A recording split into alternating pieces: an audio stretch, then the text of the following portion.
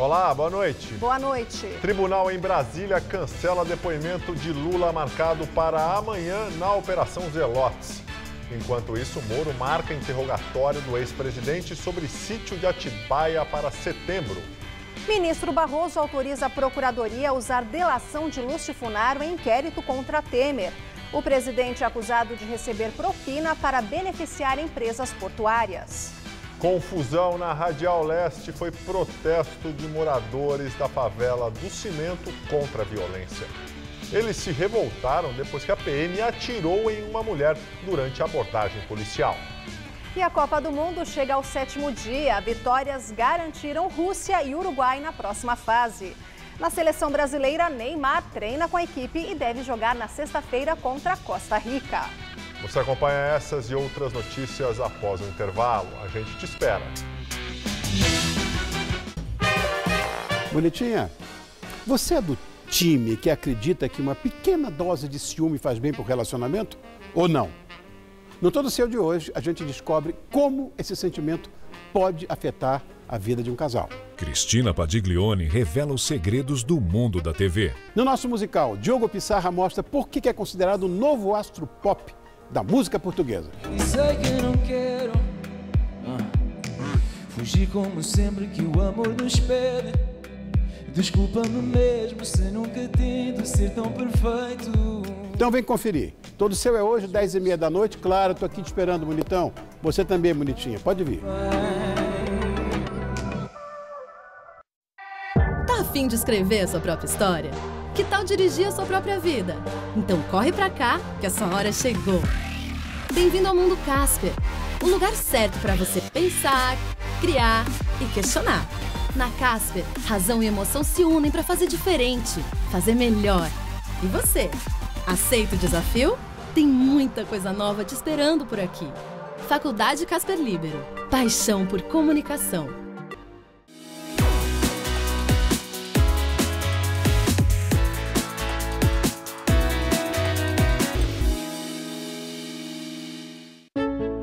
O Brasil terá pela primeira vez uma Base Nacional Comum Curricular.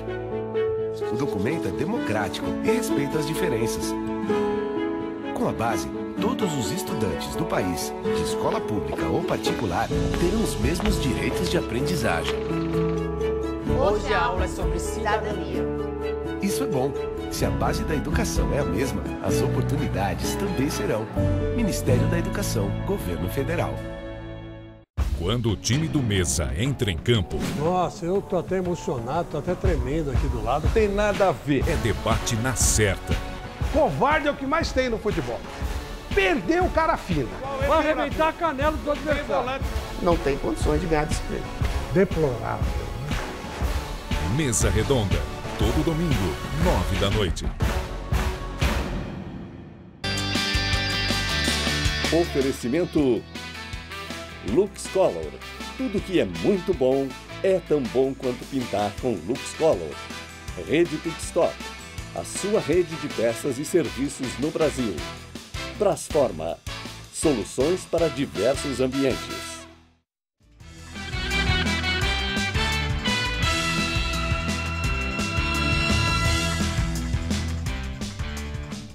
Câmara de São Bernardo do Campo, no ABC Paulista, rejeitou as contas do ex-prefeito Luiz Marinho, do PT, que pode ficar fora da eleição deste ano.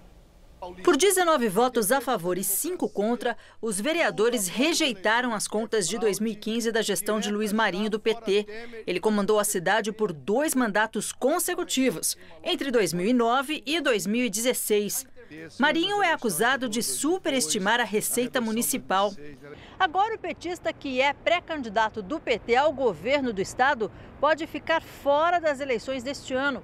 Isso porque Luiz Marinho deve ser enquadrado na lei da ficha limpa. A lei impede por 8 anos candidaturas de políticos que tiveram as contas rejeitadas pelo Poder Legislativo. No entanto, Marinho ainda pode recorrer da decisão na Justiça Comum. Luiz Marinho é réu em 2 ações. Ele foi denunciado por suspeita de superfaturamento, fraude e desvio de verba do Museu do Trabalhador em São Bernardo do Campo. A obra deveria ficar pronta em 2013, mas até agora não foi concluída. O orçamento da construção é de 21 milhões de reais. Antes de ser prefeito de São Bernardo, Marinho foi presidente da CUT e ministro do Trabalho e da Previdência na gestão Lula. Atualmente comanda o PT paulista e em março deste ano foi escolhido pelo partido para disputar o governo de São Paulo. Na Lava Jato, ele foi citado nas delações da Odebrecht e na proposta de acordo de colaboração do empreiteiro Léo Pinheiro da OAS. O ex-prefeito nega todas as acusações. A defesa diz ainda que a decisão da Câmara em rejeitar as contas de Marinho foi um ato eminentemente político, uma manobra atendendo aos mais escusos interesses. O Superior Tribunal de Justiça decidiu hoje restringir o foro privilegiado de governadores. Agora só ficarão na corte as investigações e processos criminais sobre os governadores em casos ocorridos durante o mandato e relacionados ao exercício do cargo. A determinação segue o entendimento do Supremo Tribunal Federal de restringir o foro privilegiado de deputados e de senadores a crimes cometidos no exercício do mandato e em razão da atividade parlamentar. E o Supremo rejeitou o último recurso e mandou o senador licenciado Ivo Cassol, do PP de Roraima, cumprir pena após quase 5 anos da condenação. Mas ele não vai ser preso. Ivo Cassol foi condenado em 2013 por fraude à licitação. De acordo com o Ministério Público Federal, quando foi prefeito de Rolim de Moura, em Rondônia, entre 1998 e 2002, o senador fracionou licitações para beneficiar empresas de familiares e amigos. Ivo Cassol foi o primeiro senador condenado pela Justiça depois da promulgação da Constituição Federal de 1988. No entanto, a aplicação da pena foi postergada após vários recursos da defesa. Em 2013, ele foi condenado a 4 anos e 8 meses de prisão em regime aberto. Em dezembro do ano passado, o Supremo reduziu a pena para 4 anos. Ele ainda teve a pena convertida em prestação de serviços à comunidade e não será preso. Ele terá de pagar multa de mais de R$200 mil. Agora cabe a um juiz de Rondônia a definição das medidas alternativas. Em nota, Ivo Cassol, que está licenciado do Senado, disse que está pronto para cumprir a decisão de cabeça erguida. Uma operação do GAECO, Grupo de Atuação Especial de Combate ao Crime Organizado, prendeu hoje 10 pessoas da cúpula do PCC na região de Sorocaba, onde, segundo as investigações, integrantes presos continuavam ordenando crimes. Entre as prisões, a de uma mulher suspeita de comandar uma quadrilha de tráfico de drogas e assaltos a bancos. Em julho do ano passado, a mesma mulher já havia sido presa, mas foi libertada depois de 3 meses por ter filhos pequenos. A Operação Acardo foi desencadeada nas cidades de Sorocaba, Votorantim, Itapetininga e Mogi das Cruzes. 4 carros também foram apreendidos, além de 2 toneladas de drogas, armas, munições, documentos relacionados aos crimes, joias, uma motocicleta, celulares e R$7 mil. 26 mandados de prisão foram expedidos. Cerca de 150 policiais militares participaram da operação. Todos os presos foram ouvidos e encaminhados ao CDP de Capela do Alto. A mulher presa em Sorocaba foi levada à penitenciária feminina de Votorantim. Essa semana teve uma confusão na Radial Leste no final de semana passado, mas hoje parecia até um arrastão, mas hoje chegaram à conclusão que foi um protesto de moradores da favela do Cimento contra a violência, depois que a PM atirou em uma mulher durante uma abordagem policial. As imagens de motoristas fugindo na Avenida Alcântara Machado viralizaram nas redes sociais. Fechamos só as vias, não roubamos nada, não teve arrastão, Aqui tem pessoas de bem, tem trabalhadores aqui, eles saem cedo, voltam à noite, muitos carroceiros. Essa é a resposta dos moradores da favela do Cimento às acusações de que no último sábado eles fizeram um arrastão na Avenida Alcântara Machado, na zona leste de São Paulo. Parte da favela fica nas calçadas da avenida, perto do viaduto Bresser. No final de semana, um vídeo viralizou nas redes sociais. Ele mostra o momento em que motoristas parados no trânsito na Radial Leste sobem no canteiro central. Há pessoas correndo na pista. A Polícia Militar também negou a ocorrência de um arrastão.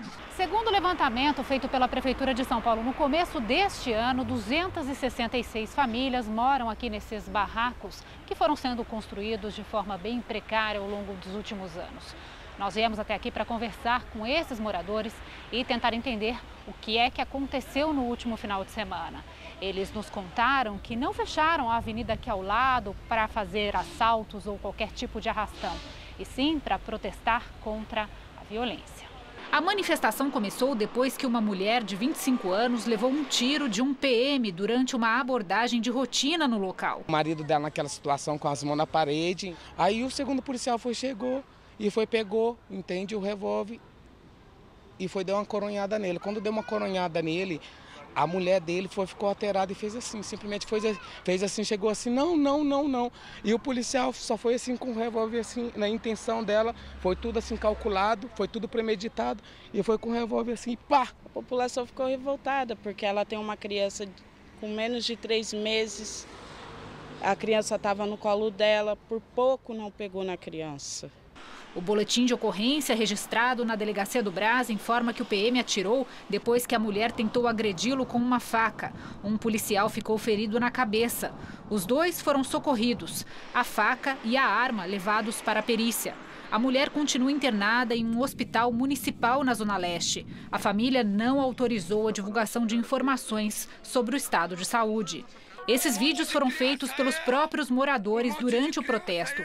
Eles colocaram fogo em objetos para bloquear as ruas e pediam ajuda aos motoristas que tentavam passar. Mulher baleada, criança no colo, ajuda nós! O padre Júlio Lancelotti, da Pastoral do Povo de Rua da Igreja Católica, acompanha a situação da favela há mais de 10 anos.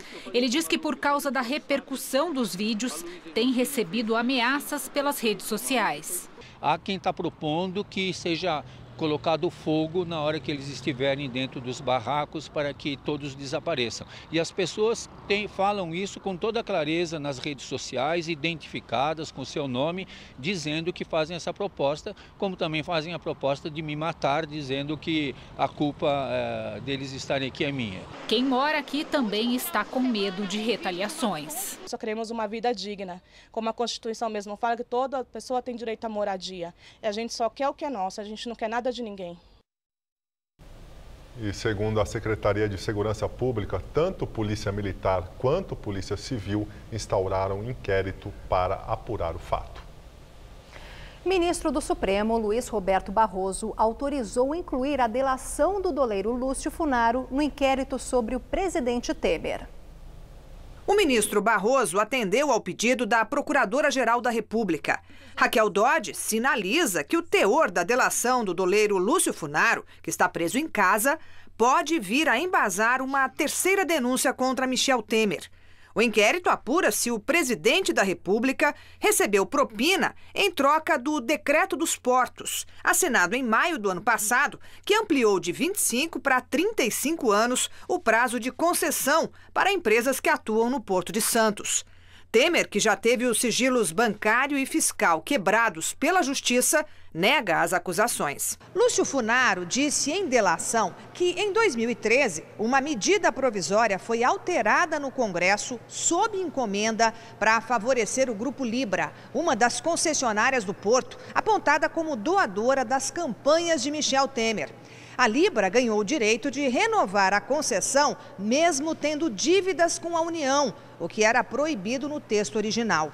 Segundo Funaro, a manobra foi comandada pelo então deputado Eduardo Cunha, que era líder do PMDB na Câmara. Funaro disse ainda que Temer, que era vice na época, tinha negócios com a Rodrimar, que atua no Porto de Santos, e por isso influenciou para que a MP fosse aprovada. Segundo o doleiro, além de Temer e Cunha, também recebeu propina Henrique Alves, na ocasião, presidente da Câmara. Funaro também confirmou ter recebido dinheiro de Joesley Batista, da JBS Friboi, como forma de comprar o silêncio dele e proteger o presidente Michel Temer. A delação do doleiro, que confessou ter sido o operador de políticos do MDB, também envolve propina e Caixa 2 para os ministros Moreira Franco, de Minas e Energia, e Eliseu Padilha, da Casa Civil. Já o inquérito dos portos investiga ainda o empresário Antônio Celso Greco, dono da Rodrimar. Nesta semana, os advogados da empresa, entre eles o ex-ministro da Justiça, José Eduardo Cardoso, pediram ao Supremo para desmembrar e enviar o inquérito no que diz respeito à Rodrimar para a primeira instância. A empresa, que se diz inocente, alega que nos autos não há fato ocorrido durante o mandato do atual presidente. O general do Exército, Eduardo Vilas Boas, tem se reunido nas últimas semanas com os candidatos à presidência em seu gabinete, dentro do setor militar urbano em Brasília. Já passaram por lá Jair Bolsonaro, do PSL, Marina Silva, da Rede, Ciro Gomes, do PDT, Álvaro Dias, do Podemos e Geraldo Alckmin, do PSDB. E um dos próximos candidatos a se reunir com Vilas Boas é Fernando Haddad, do PT. Oficialmente, o Exército não se posicionou sobre a motivação dos encontros, mas o general tem utilizado sua página no Twitter para registrar as conversas. Só uma correção, todos são pré-candidatos à presidência da República ainda. E agora o comentário de Josias de Souza, direto de Brasília. De todos os sintomas do enfraquecimento de Michel Temer, o mais inusitado é a agenda do comandante do Exército. O general Vilas Boas recebe presidenciáveis em seu gabinete com notável desenvoltura. Pluripartidária, a lista de interlocutores do general já soma 9 candidatos. Sua movimentação contrasta com a paralisia de Temer, um presidente débil que teve de abdicar da pretensão de influir na própria sucessão. Pela Constituição, o presidente da República é o comandante em chefe das Forças Armadas. Em tese, e apenas em tese, o general Vilas Boas lhe deve mais do que obediência, lhe deve uma certa reverência constitucional. Mas a desqualificação de Temer e do seu governo promoveram, por assim dizer, uma espécie de subversão da liturgia militar. O comandante do Exército sente-se à vontade para recepcionar até os maiores desafetos do presidente. A pretexto de discutir temas relacionados à defesa nacional e à segurança pública, o general Vilas Boas já recebeu de Marina Silva a Geraldo Alckmin. Causou desconforto no Planalto ao recepcionar Jair Bolsonaro e Ciro Gomes, desafetos que chamam Temer de ladrão e escroque. Incluiu na agenda Fernando Haddad, o plano B do PT. Num instante em que proliferam os apelos, os pedidos de volta dos militares, o ciclo de conversas do general Vilas Boas, comandante do Exército, revela uma flacidez institucional que deseduca o pedaço mais alienado da sociedade brasileira. Boa noite. O juiz Sérgio Moro marcou para o dia 11 de setembro o interrogatório de Lula referente ao sítio em Atibaia. Esta será a terceira vez que os dois ficarão frente a frente e a primeira depois que o petista foi preso. Já o depoimento de amanhã, que Lula prestaria na Operação Zelotes, foi cancelado pela segunda vez por decisão do Tribunal Regional Federal de Brasília. Nesta ação, o ex-presidente é réu por lavagem de dinheiro, organização criminosa e tráfico de influência, no caso em que envolve a compra de aviões suecos pelo governo em 2014. E o Supremo Tribunal Federal autorizou a Polícia Federal a negociar e fazer delações premiadas sem a anuência do Ministério Público. Na votação de hoje, 9 ministros foram contrários. 9 ministros votaram a favor e 1 foi contrário. E esse único que foi contra foi Luiz Edson Fachin, relator da Lava Jato. Ele atendeu ao pedido da Procuradoria-Geral da República para que somente o MP firme os acordos. Pela maioria, a autonomia da Polícia Federal para fazer as delações não fere a Constituição e nem prejudica o poder do Ministério Público. A partir de agora, policiais federais poderão sugerir punições aos delatores e a decisão final será do juiz. Mas eles não poderão interferir nas atribuições do Ministério Público, como, por exemplo, combinar diretamente com os delatores que uma denúncia não será oferecida. E na Copa do Mundo, Rússia e Uruguai foram os primeiros países classificados para as oitavas de final. Com o gol de Soares, o Uruguai passou pela seleção da Arábia Saudita. E Cristiano Ronaldo, Portugal, deu um grande passo rumo à classificação graças a um único gol dele, o melhor do mundo, Cristiano Ronaldo, que retomou a liderança dos artilheiros contra o Marrocos. Aos 4 minutos de partida na rodada do Grupo B, Cristiano Ronaldo marcou o gol de cabeça contra os marroquinos. Os africanos levaram perigo e exigiram grandes defesas do goleiro português Rui Patrício, mas não deu. Final, Portugal 1, Marrocos 0. No Grupo A, aos 22 minutos do primeiro tempo, o uruguaio Sanches levantou na área e Soares desviou para abrir vantagem contra a Arábia Saudita. O artilheiro do Uruguai chegou ao seu 52º gol com a camisa da seleção celeste. O atacante uruguaio Cavani teve mais esta chance de gol, mas terminou assim: 1 para o Uruguai, 0 para a Arábia Saudita. E a Espanha ganhou no sufoco do Irã, placar apertado, mas que deixou a Fúria muito perto da classificação para a próxima fase. E o único gol da vitória espanhola foi marcado por Diego Costa, um brasileiro naturalizado espanhol. Espanha e Irã se enfrentaram na Arena Kazan. Aos 8 minutos do segundo tempo, Iniesta achou Diego Costa na área. No bate-rebate com a zaga iraniana, o brasileiro naturalizado espanhol fez o gol da vitória da Fúria, 1-0. O Irã chegou até a empatar o jogo aos 16 minutos com Ezatolai, porém, com auxílio do árbitro de vídeo, o juiz marcou impedimento e o gol foi anulado. E a grande expectativa para o jogo da seleção brasileira contra a Costa Rica na sexta-feira, Neymar foi confirmado no elenco do time. Tanto que hoje o atacante treinou normalmente em Sochi e o técnico Tite já definiu quem encara os costarriquenhos pela segunda rodada do Grupo E.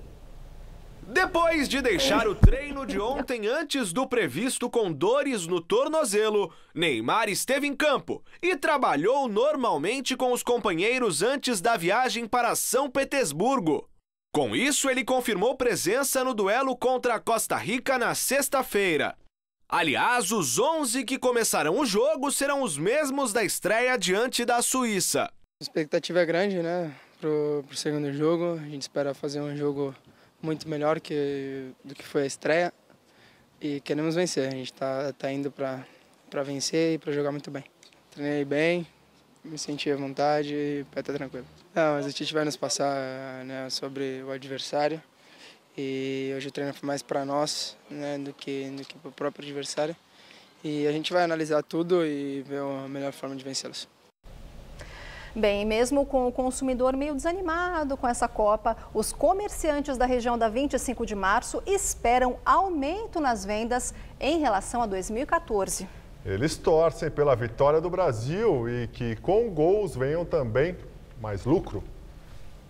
Para não ver as vendas caírem nesta Copa, a loja da rua 25 de março, que vende bijuterias, tratou de colocar entre as mercadorias vários artigos em verde e amarelo.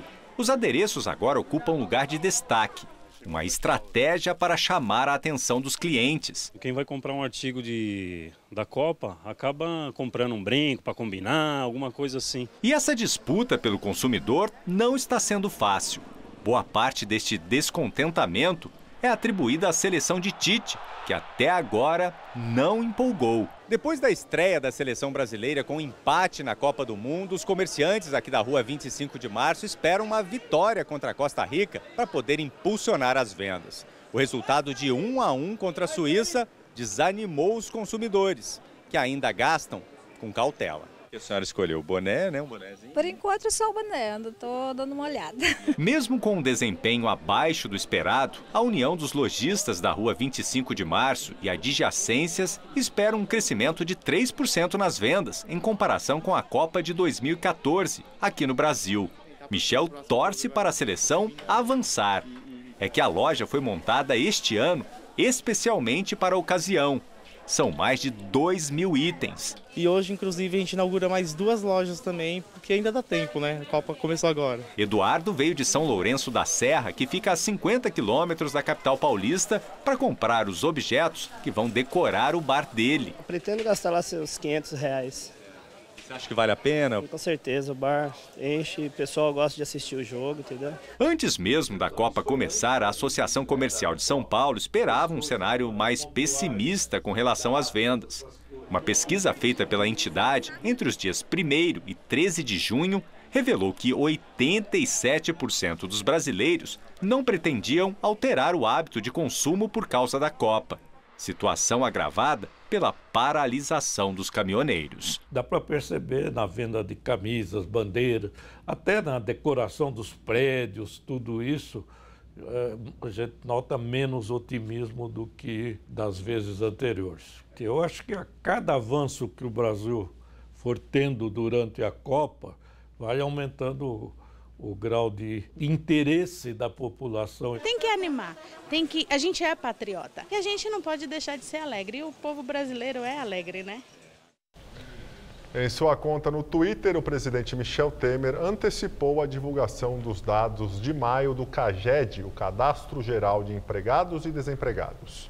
Segundo a publicação, foram criados 33 mil empregos formais no último mês em todo o país, com destaque para as regiões Sudeste e Nordeste. No acumulado do ano, Temer disse que foram mais de 380 mil novos postos de trabalho. Depois da repercussão negativa pelo mundo afora, o presidente Trump voltou atrás e proibiu a separação de pais e filhos na fronteira dos Estados Unidos com o México. Adultos e crianças serão agora enjaulados juntos. Pelo menos 2.000 crianças foram separadas dos pais e presas em centros de contenção de imigrantes. 49 delas são brasileiras. Trump passou a manhã reunido com representantes do Departamento de Justiça e o Departamento de Segurança Interna para encerrar esse vergonhoso capítulo da crise migratória americana. A lei estabelece que imigrantes ilegais adultos têm de responder criminalmente pela invasão do território americano. Por isso, menores de idade que chegavam com os pais deveriam ser levados sob custódia do governo e postos em jaulas sem qualquer contato, nem mesmo abraçar os pais. Segundo a Casa Branca, a decisão de hoje deve ainda ser confirmada pelo Congresso para virar lei. O Papa Francisco afirmou que a atitude de enjaular crianças é imoral e contrária aos valores católicos. Luiz Videgaray, ministro das Relações Exteriores do México, afirmou que a prática é uma violação clara dos direitos humanos e põe as crianças em situação vulnerável. Thorbjørn Jagland, o presidente do Conselho da Europa, que lida há anos com uma crise migratória grave, foi enfático em dizer que a política americana é um sinal de que Trump não é mais líder moral de seu país ou do planeta. O Canadá aprovou hoje o uso recreativo da maconha. A partir de 17 de outubro, será legalmente comercializada a maconha de produtores licenciados e fumá-la no território canadense. Adultos podem portar 30 gramas de maconha sem nenhuma punição legal. O Canadá, que já permite o uso medicinal da maconha há 7 anos, é o segundo país a legalizar o consumo recreativo da erva.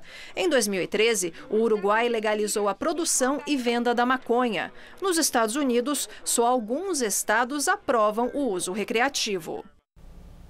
O sol brilhou forte hoje, esquentou à tarde aqui na capital paulista. Mas olha, agora a temperatura voltou a cair um pouquinho e neste momento faz 19 graus. E amanhã de manhã começa oficialmente o inverno. Vamos ver com Mariana Armentano como chega a estação mais fria do ano.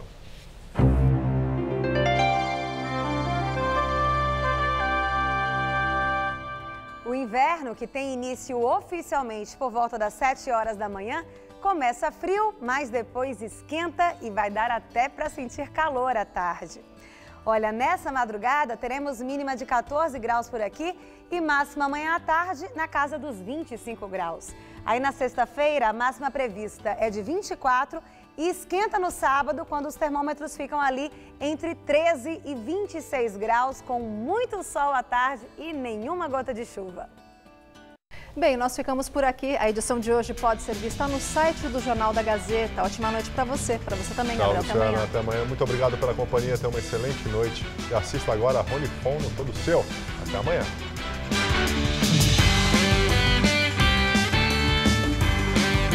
Aprenda a preparar um bolo de carne super saboroso no Revista da Cidade desta quinta, 9h30 da manhã. Assista agora, todo seu.